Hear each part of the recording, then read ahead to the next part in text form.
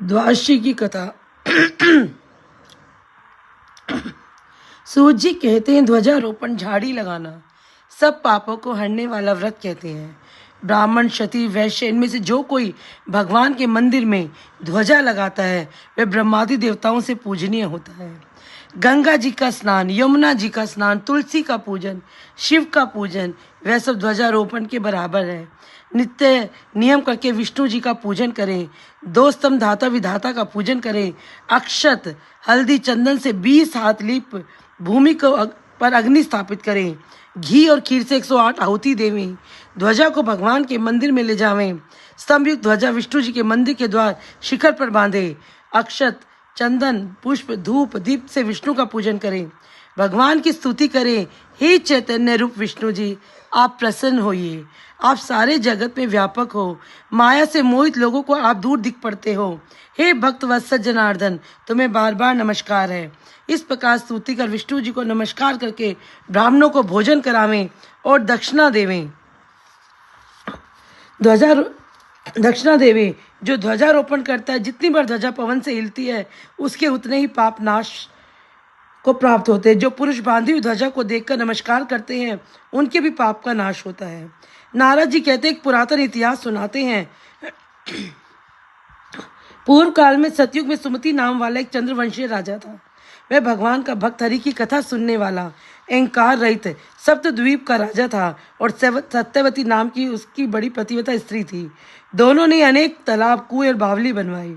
सत्यवती नित्य ही भगवान के मंदिर के सामने नृत्य किया करती थी। राजा भी कार्तिक शुक्ला द्वादशी को भगवान के मंदिर में ध्वजा बांधा करता था। एक समय राजा और रानी को देखने के लिए विभांडक ऋषि आए।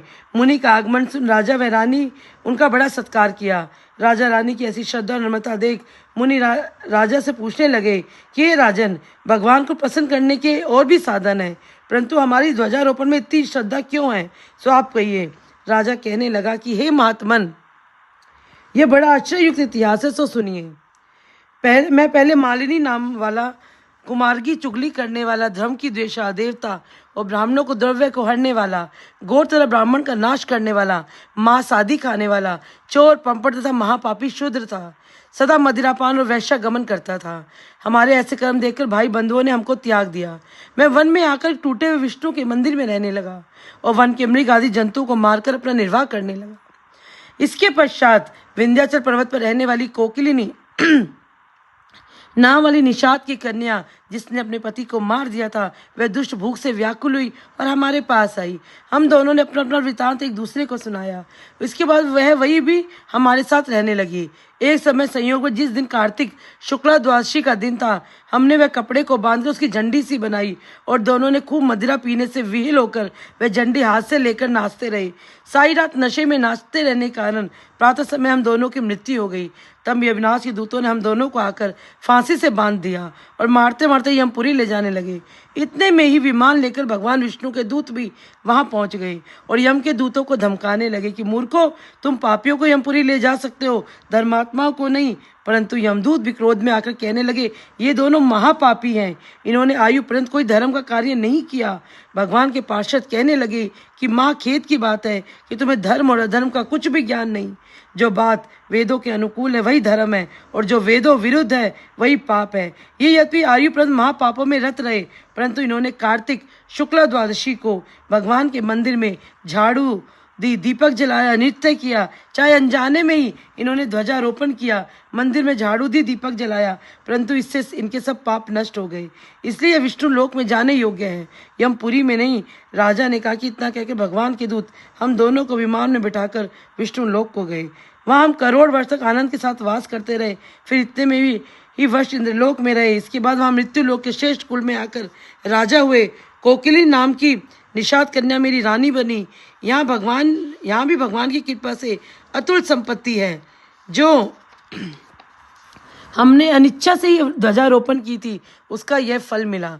जो मनुष्य श्रद्धा सहित भगवान के मंदिर में ध्वजारोपण करते हैं, उनका तो कहना ही क्या। यह सब कथा सुनकर विभांडक ऋषि तपोवन को चले गए। नारद जी कहते कि राजन, जो कोई पापों का नाश करने वाले इतिहास को पढ़ता है या सुनता है, उसको भी ध्वजारोपण के समान ही फल मिलता है। जय जय श्री राधे। जय जय श्री राधे। अब आगे की जो कथा जो कल मैंने आपको सुनाई थी, पंच भीखू की कथा, वो रोज 5 दिन होगी। वो आप सब लोग, मैंने कल ही सुना दी थी, आप श्रवण कर सकते हैं। और हो सके जिन्होंने कल व्रत किया है, आज जो आप मुंह झूठा करेंगे, भगवान को खिचड़ी का भोग लगा के तब अपने को उससे मुंह बिटा लेंगे। जय जय श्री राधे, मतलब व्रत का खोलेंगे। तो इसीलिए आप जो भी कर सकते हैं वो ज़रूर करिए। जय जय श्री राधे। वृंदावन धाम से आपको बाके बिहारी श्री राधा रानी का बहुत बहुत आशीर्वाद। बहुत बहुत आप सबकी मनोकामना ईश्वर पूरी करे, आपको सभी दुखों से भगवान दूर रखे। जय जय श्री राधे।